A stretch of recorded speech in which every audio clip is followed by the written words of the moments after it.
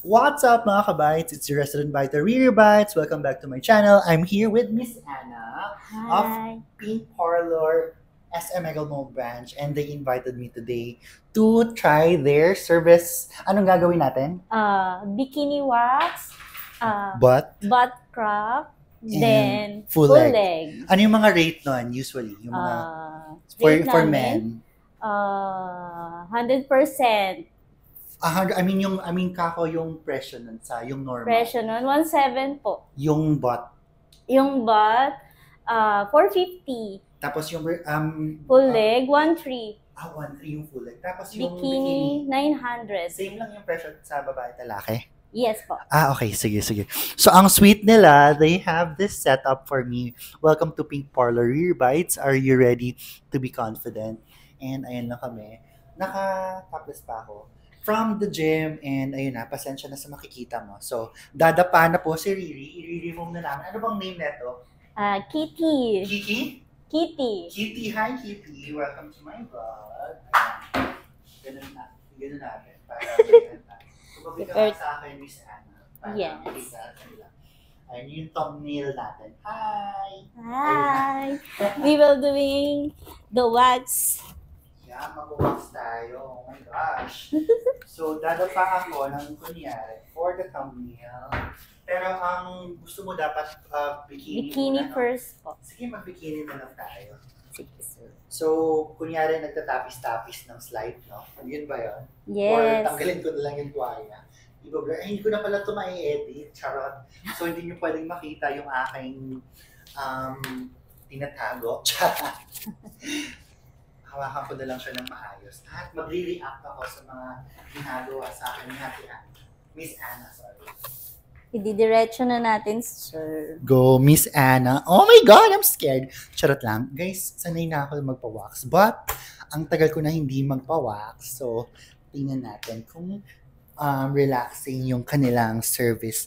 They also have here the Bum Bum Facial. How much yung Bum Bum Facial?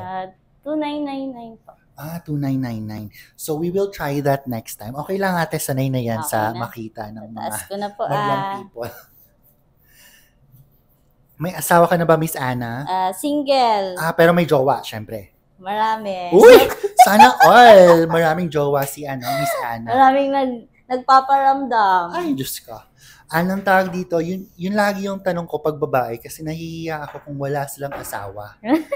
As in, promise, gusto ko yung may asawa kasi para Meron at po. least sanay na kayo sa ano. Merong kinakasama. Live-in. Yes Ganon. po. So, Pero okay. hindi siya yung may anak na po ako. Ah, 2. okay. Good. So, ibig sabihin, sanay na si Miss Anna na Yes. makakita ng mga area. Yes. Kasi pag ganun po. single, ako, parang nahihiya ako. So, lagi kong tinatanong if may asawa. So, gusto ko yung may asawa. Kung babae, pero kung mga lalaki na nag-wax sa akin, okay lang. So, some of my waxing vlogs, nasa baba lang po. Ayan na, nakita na ni Miss Anna. Wala nang ibang ano. So, ang request ko is bikini lang kasi mag-shoot ako this Sunday for my birthday. Wow. And gusto nila may konting buhok. So, ay titrim ko na lang yung medyo mahaba and si Miss Anna na yung bahala dun sa bikini area para medyo malinis naman siya. Yes po. So, ayun lang. Wait lang. Sir, mainit ba? Hindi naman, sakto lang. Sobrang Okay saktong-sakto lang. Tatakpan ko ng konti. Pero ayan yung nangyayari sa baba. Ayan. Yan na. Papatong ko si Mike. Then, Go, Miss Anna. So, wala na akong underwear. Pero okay lang yan kasi yun yung work ni Miss Anna. And, oh yes, may content siya. I-follow nyo siya. Ang link po nasa baba lang ng description. Pero, can you say something about your content, Miss Anna? Nasa YouTube siya and TikTok. Ano yung name? Follow me on YouTube, Mami Kabulbol. Mami Kabulbol. Alright, so ang link po nasa baba, kukunin ko mamaya kay Miss Anna para ma-follow niyo ang kanyang YouTube at TikTok. Support natin siya doon. Thank And you. ang mga content mo ay yung pag-wax dito, no? Yes po. Ilang years ka na here? Magna 9 years na po. Oh my God, sa Mega Mall?